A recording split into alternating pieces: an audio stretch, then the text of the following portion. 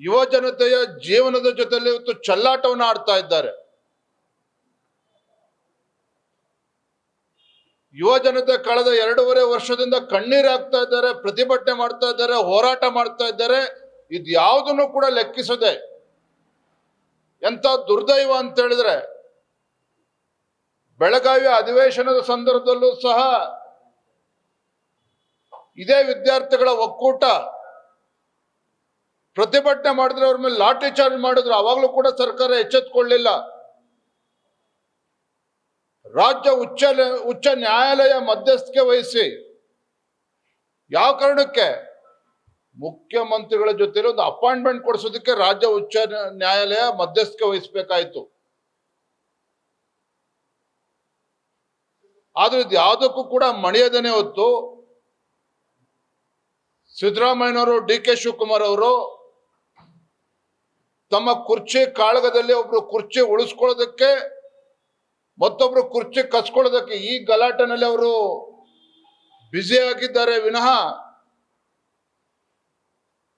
ಈ ಯುವ ಜನತೆಯ ಸಮಸ್ಯೆನ ಆಲಿಸೋದಕ್ಕೆ ಅವ್ರಿಗೆ ಸಮಯ ಸಿಗ್ತಾ ಇಲ್ಲ.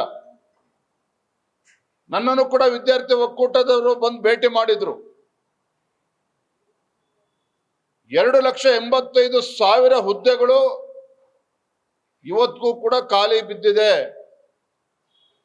ಅದನ್ನ ನೇಮಕಾತಿ ಪ್ರಕ್ರಿಯೆನ ಪ್ರಾರಂಭ ಮಾಡೋದಕ್ಕೆ ಆಗ್ತಾ ಇಲ್ಲ ಕಾಂಗ್ರೆಸ್ ಸರ್ಕಾರಕ್ಕೆ. ರಿಸರ್ವೇಶನ್ ಗೊಂದಲವನ್ನ ಬಳಸ್ಕೊಂಡು ರಾಜ್ಯ ಉಚ್ಚ ನ್ಯಾಯಾಲಯದಲ್ಲೂ ಕೂಡ ಸರಿಯಾದ ರೀತಿಯಲ್ಲಿ ವಾದ ಮಂಡನೆ ಮಾಡದೇನೆ ಕಾಲಹರಣ ಮಾಡಿಕೊಂಡು ಕಾಂಗ್ರೆಸ್ ಸರ್ಕಾರ ಕುಳಿತಿದೆ ವಿನಃ ಯುವ ಜನತೆಯ ಬದುಕನ್ನ ಕಟ್ಟಿಕೊಡುವಂತ ನಿಟ್ಟಿನಲ್ಲಿ ಖಾಲಿ ಹುದ್ದೆಗಳ ಭರ್ತಿಯನ್ನ ನೇಮಕಾತಿಯನ್ನ ಮಾಡೋದಕ್ಕೆ ಯಾವುದೇ ಒಂದು ಇಚ್ಛಾಶಕ್ತಿ ಕಾಂಗ್ರೆಸ್ ಸರ್ಕಾರಕ್ಕೆ ಕಾಣ್ತಾ ಇಲ್ಲ.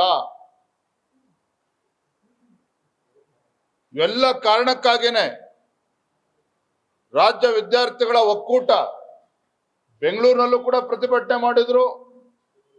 ಹಿಂದೆ ಕಲಬುರಗಿನಲ್ಲೂ ಕೂಡ ಪ್ರತಿಭಟನೆ ಮಾಡಿದ್ರು, ಧಾರವಾಡದಲ್ಲೂ ಕೂಡ ಪ್ರತಿಭಟನೆ ಮಾಡಿದ್ರು. ಈಗ ಇವತ್ತು ಮತ್ತೊಮ್ಮೆ ಮಾಡ್ತಾ ಇದ್ದಾರೆ. ಅದೇ ಬಂಡತನದ ಪ್ರದರ್ಶನ ಇವತ್ತು ರಾಜ್ಯದ ಮುಖ್ಯಮಂತ್ರಿಗಳು, ಉಪಮುಖ್ಯಮಂತ್ರಿಗಳು ಮಾಡ್ತಾ ಇದ್ದಾರೆ.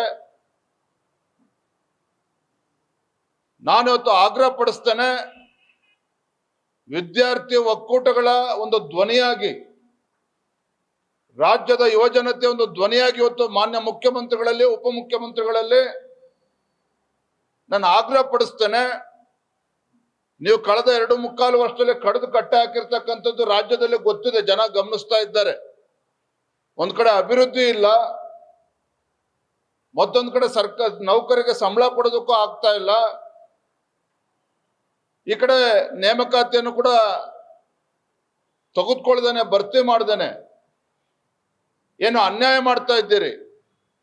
ಮೊನ್ನೆ ಮುಖ್ಯಮಂತ್ರಿಗಳು ಹೇಳ್ತಾರೆ ಪ್ರಕ್ರಿಯೆ ಪ್ರಾರಂಭ ಮಾಡ್ತಾರಂತೆ.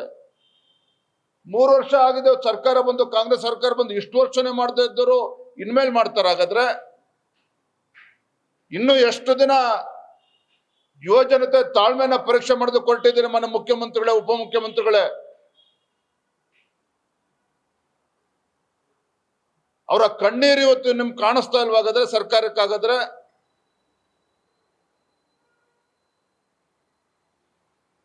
ಇನ್ನೂ ಕೂಡ ಅವರ ತಾಳ್ಮೆನ ಪರೀಕ್ಷೆ ಮಾಡ್ದಾನೆ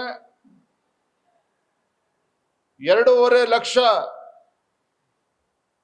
ಹುದ್ದೆಗಳು ಇವತ್ತೇನು ಖಾಲಿ ಹಾಗೆ ಬಿದ್ದಿದ್ದಾವೆ. ನೇಮಕಾತಿ ಪ್ರಕ್ರಿಯೆನ ತತ್ಕ್ಷಣ ಪ್ರಾರಂಭ ಮಾಡಬೇಕು. ಜೊತೆಲ್ಲ KPSC ವ್ಯವಸ್ಥೆನೂ ಕೂಡ ಸುಧಾರಣೆ ಮಾಡಬೇಕು. ನಿಮ್ ಸರ್ಕಾರದಾಗ ಏನ್ ಮಾಡಿದಿರಿ, ಇವೆಲ್ಲ ಮಾತುಗಳನ್ನ ಬದುಕಿಟ್ಟು